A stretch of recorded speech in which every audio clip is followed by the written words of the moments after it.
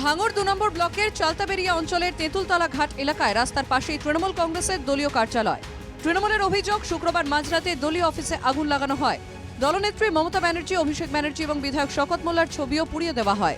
ঘটনায় আইএসএফ নেতা নওশাদ সিদ্দিকের দিকে আঙুল তুলেছে তৃণমূলের স্থানীয় নেতৃত্ব। চালতাবেরিয়া অঞ্চলে তৃণমূল কংগ্রেসের দলীয় কার্যালয় ছিল এবং সেই দলীয় কার্যালয়ে রাতের অন্ধকারে আগুন ধরিয়ে দেওয়ার মতো ঘটনা ঘটেছে এবং বেশ কয়েকটি চেয়ার ভাঙচুর করা হয়েছে, চেয়ারে আগুন ধরিয়ে দেওয়া হয়েছে এবং এই যে পার্টি অফিসের মধ্যে থাকে একটি ক্যারাম বোর্ড, সেই ক্যারাম বোর্ড একেবারে পাশে থাকে একটি খালে ফেলে দেওয়া হয়েছে। এখানে ঘটাচ্ছে আইএসএফ এর যারা কুখ্যাত সমাজবিরোধী নওশাদ সিদ্দিকীর নেতৃত্বে এগুলো হচ্ছে। একদম আইএসএফ এর নওশাদ সিদ্দিকী বিরুদ্ধে অভিযোগ, কারণ নওশাদ সিদ্দিকী এই ধরনের নেতৃত্ব দিচ্ছে এবং সেই তাণ্ডব সোনপুরেও যে চালিয়েছে সেই তাণ্ডবটাই মরিচার বুকেও চালাবার চেষ্টা করছে নওশাদ সিদ্দিকীর নেতৃত্বে। খবর পেয়ে ঘটনাস্থলে যান ক্যানিং পূর্বের বিধায়ক শওকত মোল্লা। ঘুরে দেখেন দলীয় অফিস। এই ঘটনায় জড়িতদের বিরুদ্ধে কড়া ব্যবস্থা নেওয়ার হুঁশিয়ারি দেন তিনি। আইএসএফদের এই মুহূর্তে পায়ের তলায় জমি নেই ভাঙড়ে। তারা কখনো তৃণমূল কংগ্রেসের কর্মীদের আক্রমণ করছে, কখনো পুলিশের গাড়ি পোড়াচ্ছে, কখনো আমাদের পার্টি অফিসে আগুন দিচ্ছে।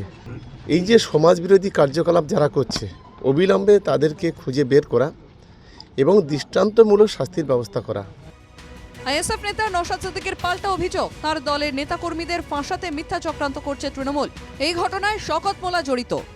আর যদি সঠিক তদন্ত হয়, দেখবেন শওকত মোল্লা তো জড়িয়ে গেছে, তা তো আটকে রাখতে পারছে না। এই ধরনের ঘটনা এরা ২-৪টে আরও হয়তো ঘটাতে পারে, আইএসএফ এর নামে দোষ দিতে পারে।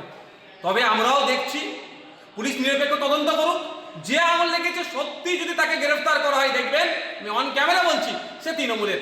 এবার তাকে কে আগুন লাগাতে বলেছে, তৃণমূলের বড় নেতারও নাম চলে আসবে যদি সঠিক তদন্ত হয়। তৃণমূলের দলীয় দপ্তরে ভাঙচুরের জেরে ভাঙড় ২ নম্বর ব্লকের চালতাবেরিয়ায় নতুন করে উত্তেজনা। ঘটনার তদন্ত করছে উত্তর কাশীপুর থানার পুলিশ। তৃণমূল নেতৃত্বে সাফ কথা, ঘটনার পিছনে রয়েছে রাজনৈতিক ষড়যন্ত্র। আইএসএফ এর পাল্টা দাবি, তৃণমূলের গোষ্ঠীদ্বন্দ্বের জেরেই এই ঘটনা।